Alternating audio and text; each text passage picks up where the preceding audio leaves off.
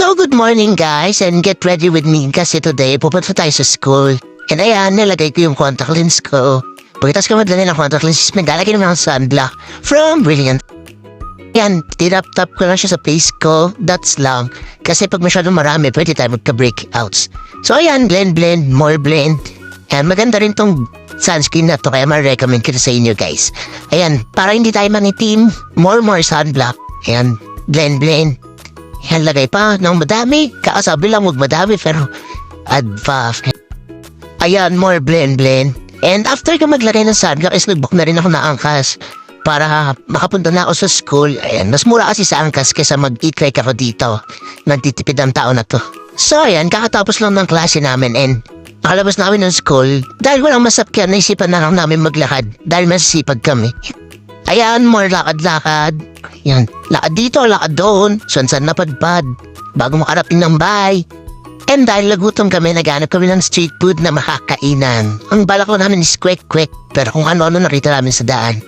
Ayan. So dahil hindi kami makapag-decide ng kakainin namin street food, napunta kami sa Jollibee. Ayan, ang galing. Sabi, quick. Dahil madami order namin, ito na rin yung dinner namin. At bago umalis, syempre, Clay, go. So dahil hindi pa pala marami ang kinain namin at gutom pa ang mga tao na to. Ayan, kumain ng street food. Sarap yarn. Oh, kakain yan. Tikman na natin. Matigas nga lang. At dahil gabi na rin, naisipan na namin umuwi, baka saan pa mapunta itong mga tao na to kakakain. Ayan, more lakad ulit para makauwi. Alam ka naman lumipad, hindi mo marunong lumipad itong tao na to. So ayan, after ng lakad-lakad, nakauwi na rin itong tao na to finally. Makakapagpahinga na.